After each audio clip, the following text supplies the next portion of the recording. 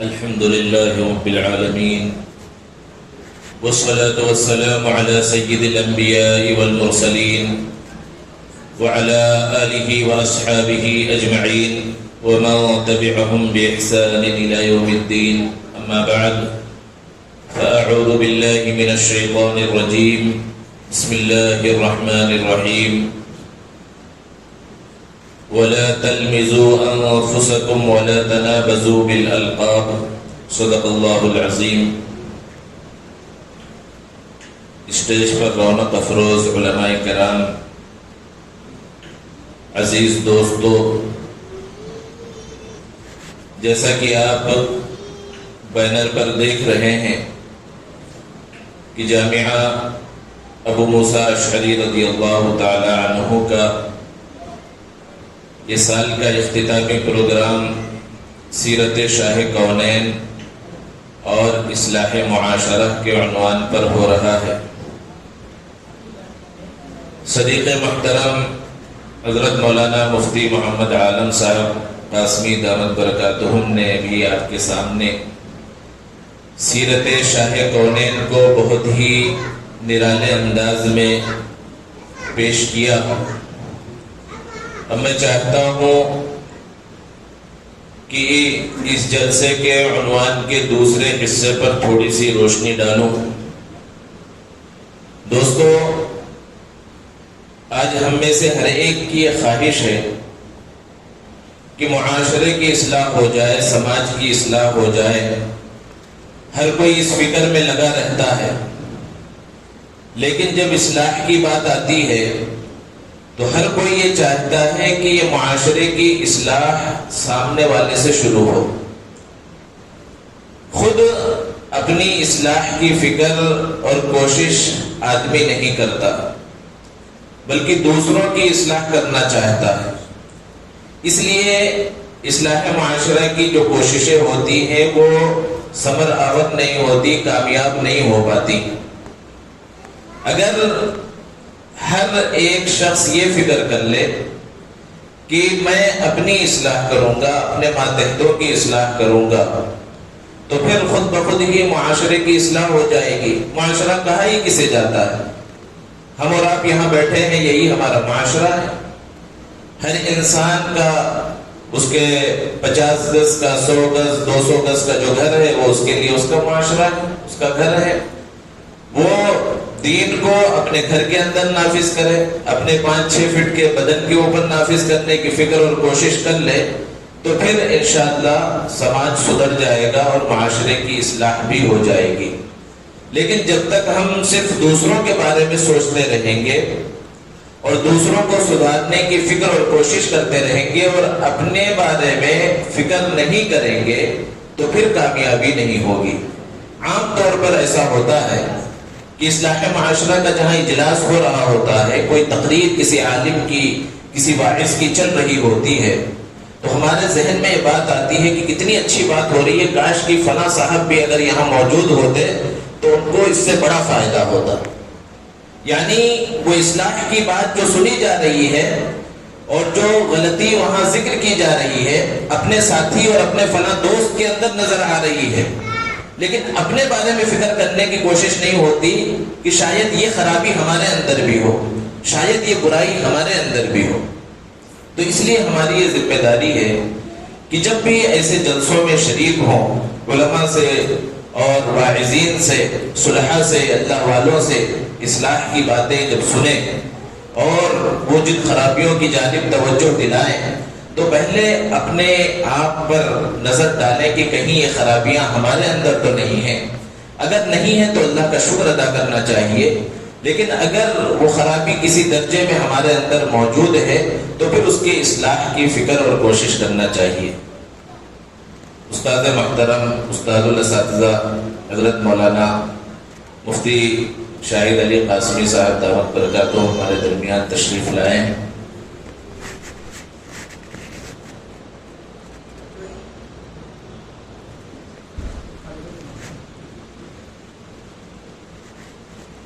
دوستو، استاد محترم کے سامنے اصل میں کچھ کہنا یہ مناسب نہیں ہے، لیکن چونکہ پروگرام کا نظام اس انداز میں بنا ہوا ہے، اس لیے حضرت سے اجازت طلب کرتے ہوئے کچھ باتیں آپ کے سامنے عرض کروں گا۔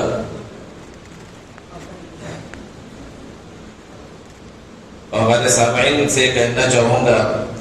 کہ حضرت مولانا مفتی شاہد صاحب قاسمی دعوت برکاتہ،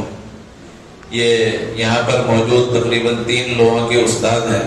اور بھی بہت سے لوگوں کے جو ہے استاد ہیں۔ حضرت کی بہت بڑی خدمات ہے۔ آج ہم یہاں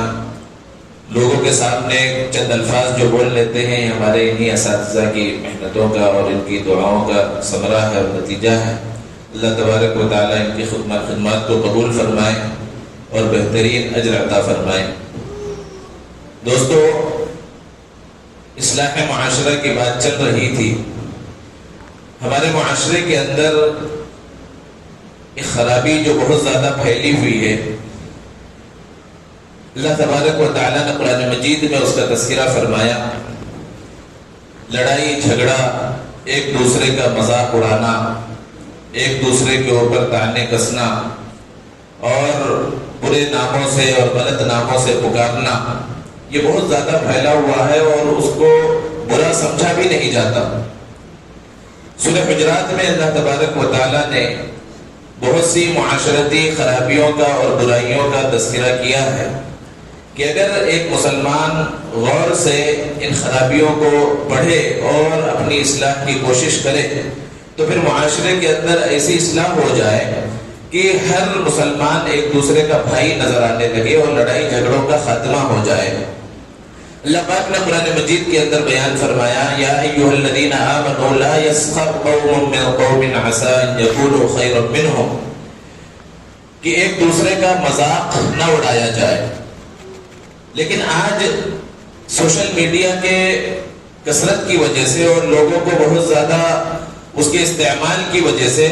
دیکھیں کہ آپس میں دوست ایک دوسرے کا مذاق اڑاتے ہیں، یا پھر رشتہ داروں کے اندر بھی یہ سلسلہ چلتا ہے اور ایک گروپ دوسرے گروپ کا مذاق اڑاتا ہے، اور ہر جگہ پر یہ چیز چل رہی ہوتی ہے اور اس کو برا بھی نہیں سمجھا جاتا، جبکہ اللہ تبارک و تعالیٰ نے اس سے منع فرمایا اور اس بات کو بیان فرمایا کہ مرد آپس میں ایک دوسرے کا مذاق نہ اڑائیں، عورتیں اس طرح کے کام نہ کریں، اس لیے کہ جس کو برا سمجھ کر اس کا مذاق اڑایا جا رہا ہے، ہو سکتا ہے وہ اللہ کی نظر میں تم سے زیادہ بہتر ہو، جو مذاق اڑا رہا ہے اس سے زیادہ بہتر ہو، اس لیے اس سے بچنے کی فکر اور کوشش کرنی چاہیے۔ اور دوسری بات اللہ نے بیان فرمائی، وَلَا تَلْمِزُوا أَنفُسَكُمْ، کہ آپس میں ایک دوسرے کو طعنے مت دو۔ اصلاح کی نیت کے بغیر کسی کے اندر کوئی خرابی ہے، کوئی برائی ہے، لوگوں کے سامنے اس کا تذکرہ کرنا اور مقصد صرف یہ ہو کہ اس کو نیچا دکھایا جائے، اس کی برائی لوگوں کے سامنے آئے، اللہ تبارک و تعالیٰ نے سختی کے ساتھ اس کو منع فرمایا ہے۔ اگر اصلاح مقصد ہو کہ سامنے والے کے اندر جو خرابی ہے وہ درست ہو جائے اور وہ اس برائی سے توبہ کر لے، تب تو یہ بہت اچھی چیز ہے، لیکن اس کے اندر بھی حکمت، پیار، محبت اور مصلحت، یہ ساری چیزیں ہوں، اور پھر اس کے بعد اس برائی کا اور اس کے اندر جو بھی خرابی ہے اس کا تذکرہ کیا جائے تو پھر اس کی گنجائش ہے، اور بعض موقعوں پر وہ بہتر ہے، بعض موقعوں پر واجب بھی ہے۔ لیکن ایسے ہی ایک دوسرے کے اوپر طعنے کسنا، یہ اللہ رب العزت نے سختی کے ساتھ قرآن مجید میں اس سے منع فرمایا ہے۔ لیکن ہم اپنے معاشرے کا جائزہ لیں کہ کس طرح ہم، اور خاص طور پر ہمارے نوجوان، ایک دوسرے کے اوپر طعنے کستے رہتے ہیں، ایک دوسرے کو برا بھلا بولتے رہتے ہیں۔ آگے اللہ تبارک و تعالیٰ نے ایک چیز اور بیان فرمائی، وَلَا تَنَابَزُوا بِالْأَلْقَابِ، برے ناموں سے اور غلط ناموں سے ایک دوسرے کو مت پکارو۔ تنابز بالالقاب سے سختی کے ساتھ منع فرمایا گیا ہے۔ مفسرین نے بیان فرمایا کہ جب اللہ کے رسول صلی اللہ علیہ وسلم مکہ سے ہجرت کر کے مدینہ المنورہ پہنچے تو وہاں جہاں دوسری برائیاں تھی وہاں یہ برائی بھی تھی کہ لوگوں کے غلط نام رکھ دیے گئے تھے۔ جیسے کسی کے اندر کوئی خرابی ہے تو اسی اعتبار سے اس کا نام، جیسے کسی کے پیر میں لنگ ہے تو اسے لنگڑا رکھ دیا گیا اس کو، یا اسی طرح کے نام رکھ دیے گئے تھے، اور معاشرے کے اندر اسی نام سے وہ جانے پہچانے بھی جاتے تھے۔ تو کسی شخص کو اللہ کے رسول صلی اللہ علیہ وسلم نے اس نام سے پکارا، حالانکہ وہ معاشرے میں اسی نام سے متعارف تھا، تو اس وقت مفسرین بیان فرماتے ہیں کہ آیت کریمہ نازل ہوئی اور اللہ کے رسول صلی اللہ علیہ وسلم کو یہ حکم دیا گیا اور آپ کے توسط سے پوری امت کو یہ حکم دیا گیا وَلَا تَنَابَزُوا بِالْأَلْقَابِ، کہ اگر کسی کے اندر کوئی خرابی ہے، کوئی عیب ہے، تو بھی اس کا تذکرہ کر کے، جیسے کہ کوئی اندھا ہے تو اسے اندھا کہنا، کسی لنگڑے کو لنگڑا، یا آج کل چلتا ہے موٹے گڈھے اور فلاں فلاں، اس نام سے جو پکارا جاتا ہے یہی تنابز بالالقاب ہے، اور اللہ تبارک و تعالیٰ نے اس سے سختی کے ساتھ منع فرمایا۔ اور کیوں منع فرمایا؟ دوسری جگہ پر اللہ رب العزت نے بیان فرمایا ہے وَلَقَدْ كَرَّمْنَا بَنِي آدَمَ، کہ ہم نے انسان کو تکریم عطا فرمائی ہے، عزت عطا فرمائی ہے۔ اور یہاں بنی آدم کا تذکرہ ہے، مسلمانوں کا تذکرہ نہیں ہے، اس کے اندر غیر مسلم بھی شامل ہیں، ان کی بھی عزت ہونی چاہیے، ان کی بھی تکریم ہونی چاہیے۔ حدیث مبارکہ کے اندر ہے کہ ایک غزوے میں حضرت علی رضی اللہ تعالی عنہ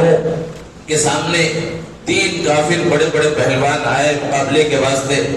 اور ایک جو بہت بہادر تھا، بڑا پہلوان مانا جاتا تھا، ابو طلحہ، وہ حضرت علی رضی اللہ تعالی عنہ کے مقابلے میں آنے لگا، اور وہ تجربے کار تھا، کئی جگہوں کے اندر شریک ہو چکا تھا، کئی لوگوں سے اس کا مقابلہ ہو چکا تھا، اور حضرت علی رضی اللہ تعالی عنہ بالکل نوجوان ہیں، اس طرح کے مقابلے میں کبھی شریک نہیں ہوئے، کبھی اس طرح کے آمنے سامنے کی لڑائی لڑی نہیں ہے۔ اور جب وہ اس کے مقابلے کے لیے جانے لگے تو بعض صحابہ نے کہا کہ ذرا خیال رکھنا کہ یہ بہت بہادر ہے، بڑا پہلوان مانا جاتا ہے، اس سے بچ کر رہنا۔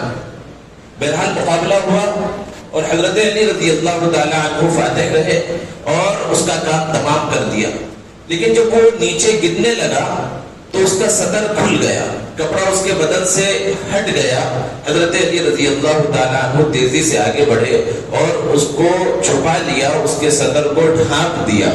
کسی نے پوچھا تو اس وقت حضرت علی رضی اللہ تعالیٰ عنہ نے ارشاد فرمایا کہ ہم انسان کی تکریم کرتے ہیں، ہم انسان کی عزت کرتے ہیں، وہ دشمن ہے اپنی جگہ پر، لیکن اس کو اس طرح برہنہ چھوڑ دینا مناسب نہیں تھا، اس لیے اس کے بدن کے اوپر انہوں نے کپڑا ڈالا۔ تو اس سے یہ بات سمجھ میں آتی ہے کہ چاہے مسلمان ہو چاہے غیر مسلم، اس کی عزت ہونی چاہیے۔ تو جب غیر مسلم کی بھی تکریم ہونی ہے، غیر مسلم کی بھی عزت نفس کا خیال رکھنا ہے، تو پھر ایک مسلمان کو کس طرح ایسے ناموں سے یا برے ناموں سے پکارا جا سکتا ہے جس سے اسے تکلیف محسوس ہو، اور جس نام کو وہ لوگوں کے درمیان سننا پسند نہ کرتا ہو، جس انداز کو وہ لوگوں کے سامنے سننا پسند نہ کرتا ہو، وہ کیسے جائز ہو سکتا ہے؟ اسی لیے اللہ تبارک و تعالیٰ نے سختی کے ساتھ اس بات کو منع فرمایا، اور پھر آگے بیان فرمایا کہ آدمی کسی دوسرے کے عیب کو دیکھ کر، کسی دوسرے کی برائی کو دیکھ کر، کسی دوسرے کی خرابی کو دیکھ کر اس کے اوپر نام کستا ہے، لیکن حقیقت میں وہ خود برا ہو جاتا ہے۔ بئس الاسم الفسوق بعد الایمان، کہ ایمان رکھنے کے باوجود اس کا اس طرح برے نام سے پکارنا اسے فاسق بنا دیتا ہے، اس کو ایک نیا نام مل گیا کہ یہ فاسق ہو گیا اللہ کی نظر میں۔ اور فسق کتنا بڑا گناہ ہے، آگے بیان فرمایا کہ جو اس کام سے، یعنی اگر کسی کو برے نام سے پکارا گیا ہے، کسی کے ساتھ اس طرح کی بدتمیزی کی گئی ہے اور پھر اس پر توبہ نہ کرے فَأُولَٰئِكَ هُمُ الظَّالِمُونَ، تو پھر ایسے لوگ ظلم کرنے والے ہیں، ایسے لوگ ہیں جو راہ راست سے بھٹکے ہوئے ہیں۔ اس لیے ہمیں غور کرنا چاہیے خاص طور پر ان چیزوں پر کہ ہماری وجہ سے معاشرے کے اندر، گھر کے اندر، رشتہ داروں میں، دوست احباب میں کسی کو تکلیف نہ پہنچنے پائے۔ آگے اللہ تبارک و تعالیٰ نے بیان فرمایا، ابھی چھوٹے بچے اس موضوع پر تقریر بھی کر رہے تھے، غیبت کا تذکرہ ہے، اسی طرح اور دوسری برائیوں کا تذکرہ ہے۔ تو یہ ساری برائیاں جو ذکر کی گئی ہیں، ان سے اپنے آپ کو بچانے کی فکر اور کوشش ہی انسان کو کامیاب بنا سکتی ہے۔ اور اگر انسان کوشش نہ کرے،